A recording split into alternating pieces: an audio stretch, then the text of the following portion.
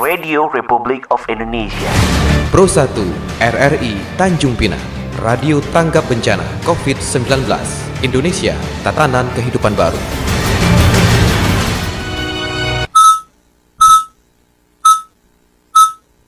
Pukul 16 waktu Indonesia Barat. Selamat sore pendengar, dari Tanjung Pinang, Provinsi Kepulauan Riau, Radio Republik Indonesia Tanjung Pinang menyampaikan warta berita daerah.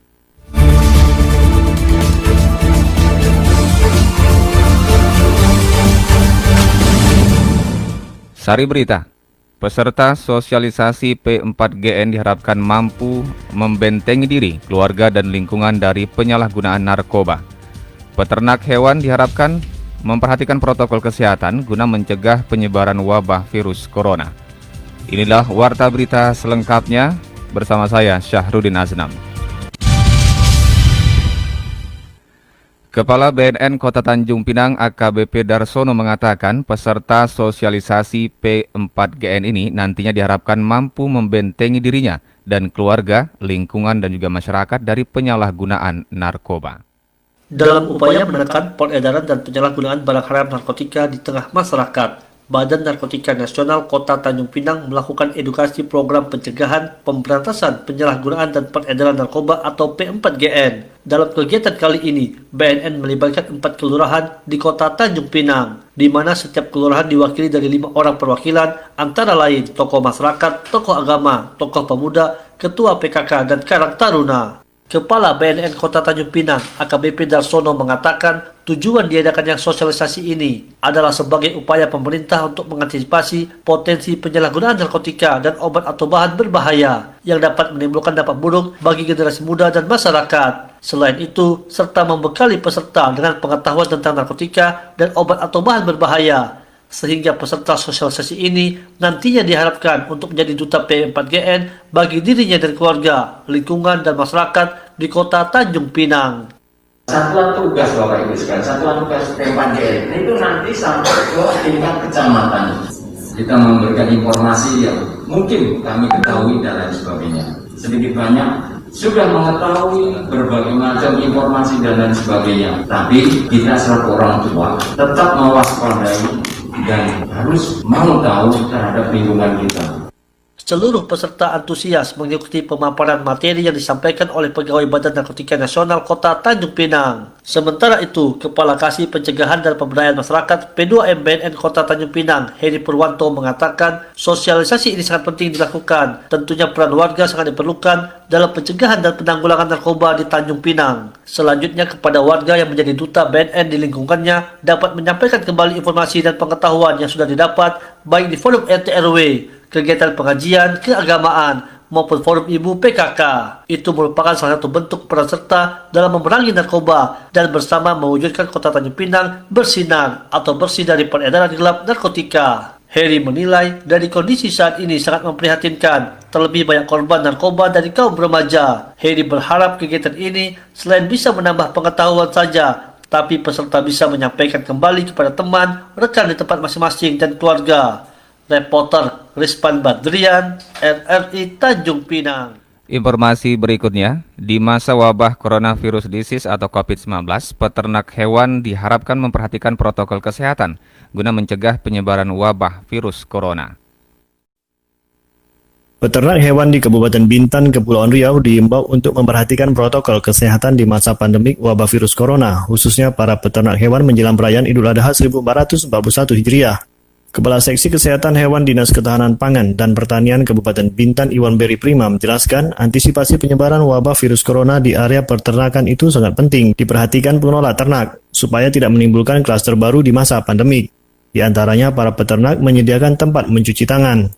Kita sesuai dengan arahan dari pemerintah, kita juga meminta kepada para peternak yang menjual hewannya secara langsung, itu kita minta untuk menerapkan protokol kesehatan. Contohnya di tempat kandangnya itu harus menyediakan tempat cuci tangan, ya kan? Kemudian menggunakan masker, tidak bersentuhan atau menjaga jarak, physical distancing begitu. Dan yang paling penting adalah jangan sampai euforia hewan kurban ini menjadi klaster baru dalam penularan COVID-19. Kita tidak menginginkan itu. Kasih Kesehatan Hewan DKPP Bintan Iwan Beri Prima juga mengimbau masyarakat yang akan berkurban atau panitia kurban hendaknya membeli hewan kurban itu yang sudah mengantongi surat keterangan kesehatan hewan. Karena hewan tersebut dinilai sudah diproses secara periodik kesehatannya dan layak untuk dikonsumsi masyarakat, dalam rangka mencegah penyakit menular ataupun virus yang disebabkan hewan. Kemudian masyarakat juga sebaiknya membeli hewan ternak itu yang sudah dipelihara lama berada di Bintan maupun Tanjung Pinang. Hewan tersebut sudah beradaptasi dan mendapat pemeriksaan dari tim pemantauan kesehatan hewan. Reporter Febriansah, RRI, Tanjung Pinang. Warta berita daerah ini disiarkan oleh Radio Republik Indonesia, Tanjung Pinang. Antusias berkurban masyarakat di kota Tanjung Pinang belum terlihat jelas menjelang pelaksanaan ibadah kurban 31 Juli mendatang. Laporan selengkapnya bersama Erita Fitrah Insani. 3 hari menjelang pelaksanaan ibadah kurban yang jatuhnya pada tanggal 31 Juli mendatang, penjual hewan kurban di kota Tanjung Pinang mengeluhkan terjadinya penurunan saat ini.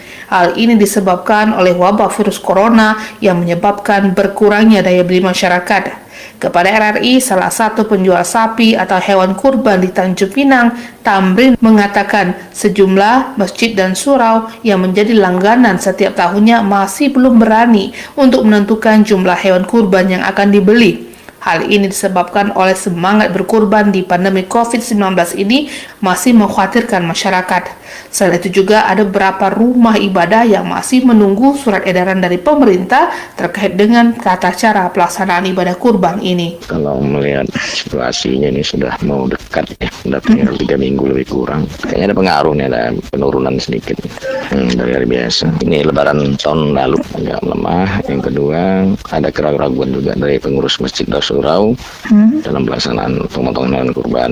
Kemarin yang di Tanjung Pinang juga saya ada cek juga, mereka mengatakan sampai saat sekarang masyarakat masih belum ngasih lampu hijau lah untuk pelaksanaan kurban, karena ada yang mengatakan nunggu surat edaran lah dari wali kota tentang tata cara protokol daripada pelaksanaan pemotongan hewan kurban itu sendiri. Jadi mereka masih menunggu sehingga sudah mau mendekat ini mereka sudah tidak ingin lagi, sudah nggak, apalagi ada antusias untuk mengajak masyarakat untuk melakukan pemotongan hewan kurban seperti tahun-tahun yang sebelumnya.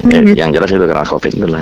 Tamrin juga mengatakan bahwa jika dibandingkan tahun lalu, jumlah hewan kurban yang dibeli sudah mencapai 100 ekor, bahkan lebih menjelang 3 minggu pelaksanaan hewan kurban. Untuk itu dirinya hanya berharap menjelang hari H nanti terjadi lonjakan pembelian hewan kurban agar nuansa ibadah kurban dapat lebih terasa. Saya sudah nyetok sapi itu di kandang untuk pelaksanaan pemotongan hewan kurban ini lebih kurang 90 ekor. Nah, kira-kira setengah bulan yang lalu saya masukkan 10 lagi, sehingga sudah ada stok 100 di kandang saya sekarang. Nah, seperti tahun yang lalu itu kalau hanya tinggal 3 minggu lebih kurang ini, saya sudah bisa menjual lebih kurang 100 ekor lebih, 62 ekor aja baru. Ya, kalau dari pemerintah ya tentunya kita mengharap ya dalam rangka untuk ilahnya dari COVID ini, mungkin pemerintah ya lebih serius lagi menangani masalah COVID ini. Sehingga kalau bisa ya mungkin ke depannya masalah ini tidak menjadi hambatan lagi. Nah, kepada masyarakat tentunya ya nggak perlu takut lah untuk melaksanakan pemotongan hewan kurban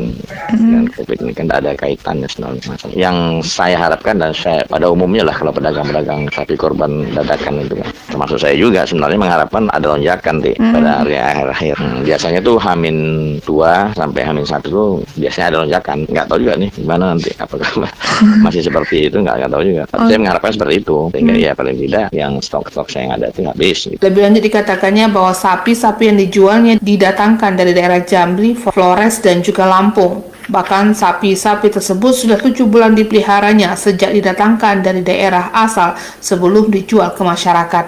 Reporter RRI Erita Fitra Insani melaporkan.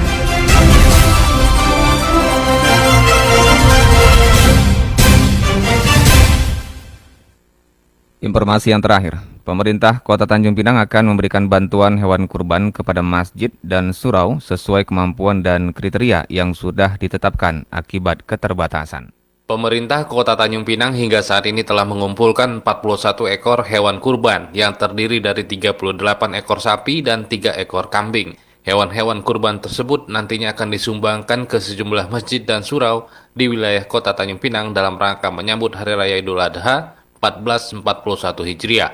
Demikian disampaikan Kepala Bagian Kesejahteraan Rakyat Kabak Kesra Kota Tanjung Pinang, Saparilis kepada RRI. Dijelaskannya ada beberapa kriteria masjid dan surau yang menjadi penerima bantuan hewan-hewan kurban tersebut. Di antaranya masjid dan surau yang belum pernah menerima bantuan sebelumnya, lalu masjid dan surau yang tidak melaksanakan penyembelihan hewan kurban karena keterbatasan. Yang jelas kita prioritas yang pertama masjid surau yang belum pernah mendapat bantuan. Kemudian yang kedua masjid yang memang tak ada kurban di situ karena yang mengajukan itu banyak. Ketersediaan barang kita terbatas gitu kan. Nah, jadi nanti mohon maaf juga mungkin yang semua yang mengajukan itu tidak terpenuhi. Kemudian dari hasil itu kita survei, kita turun. Cuma orang pengurus masjid tak tahu kalau kita turun gitu. Jadi kita bertanya dengan dengan jamaah sampai sholat, kita tanya kan informasi gini-gini. Jadi di situ kita dapat. Saparilis juga mengatakan bantuan hewan kurban ini murni merupakan dana pribadi para ASN yang dikumpulkan rutin setiap tahun melalui OPD masing-masing, bukan menggunakan APBD Pemko Tanjung Pinang. Kita tidak menganggarkan APBD.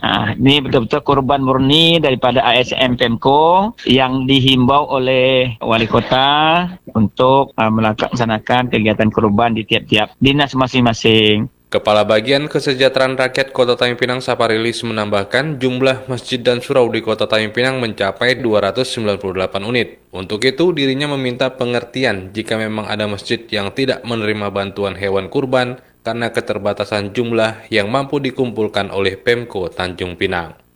Reporter Aryo Wisnu, RRI Tanjung Pinang.